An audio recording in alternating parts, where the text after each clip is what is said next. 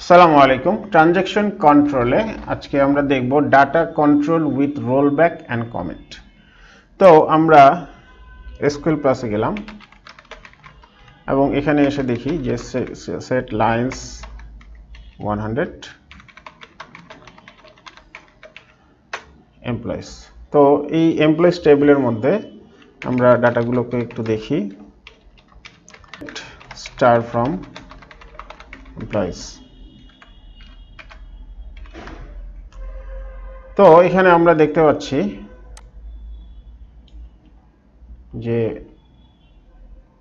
এই employee ID হচ্ছে 90, কার employee ID স্টেভেনের 100 হচ্ছে এমপ্লয়ি আইডি, ফার্স্ট নেম হচ্ছে স্টেভেন। তো এখন আমরা এখানে দিলাম employee ID, first name, department ID from employees এবং স্টেভেন তার ডিপার্টমেন্ট আইডি হচ্ছে 90।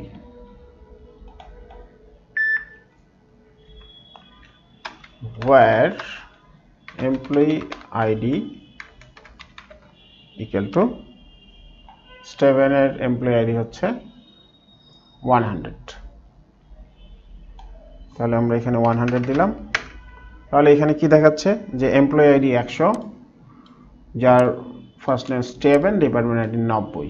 এখন আমি আপডেট করলাম, আপডেট এমপ্লয়িজ সেট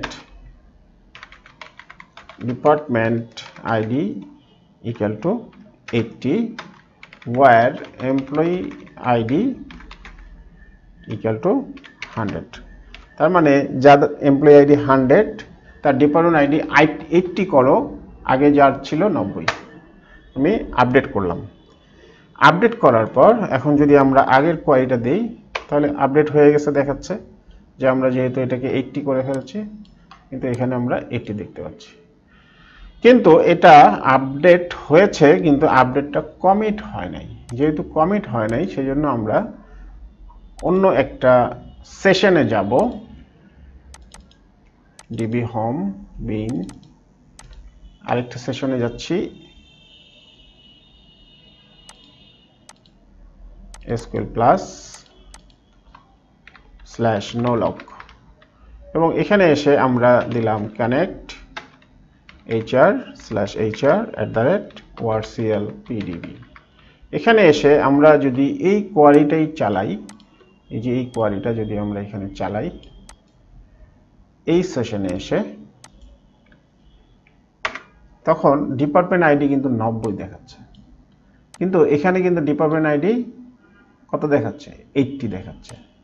তো এই সেশনে ডিপার্টমেন্ট আইডি 80 আর এই সেশনে ডিপার্টমেন্ট আইডি 90। কেন? কারণ আমি এখানে কমিট দিইনি। তো আমরা যখন এখানে কমিট দেব, কমিট দেওয়ার পর যখন আমি এখানে এসে আবার স্ল্যাশ দিয়ে আগের কোয়ারিটা চালাবো, দেখেন 80 হয়ে গেছে।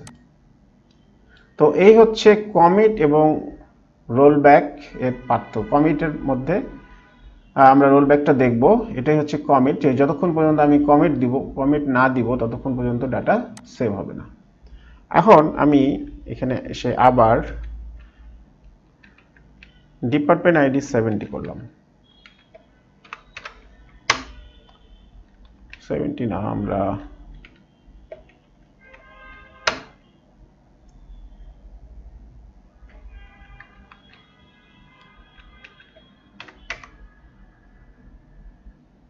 এখানে একটা এরর দিচ্ছে, আমরা এই ট্রিগারটাকে ড্রপ করে দিই, ড্রপ ট্রিগার।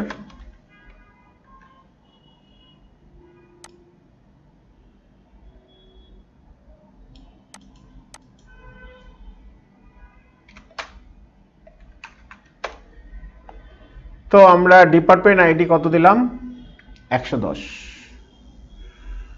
তারপরে ডিপার্টমেন্ট আইডি 110 দেওয়ার পর এখানে আমরা দেখি ডিপার্টমেন্ট আইডি কিন্তু 80 দেখাচ্ছে। এখন আমরা এই ডিপার্টমেন্ট আইডিকে আবার রোল করলাম বা রোল ব্যাক। রোল ব্যাক করার পর আবার যখন আমি এখান থেকে ডাটাটা দেখব 80 এবং এখানে যখন আবার আমি ডাটাটাকে দেখব 80 আবার দেখি এখানে আমি 110 করলাম 110 হয়ে গেছে রোল ব্যাক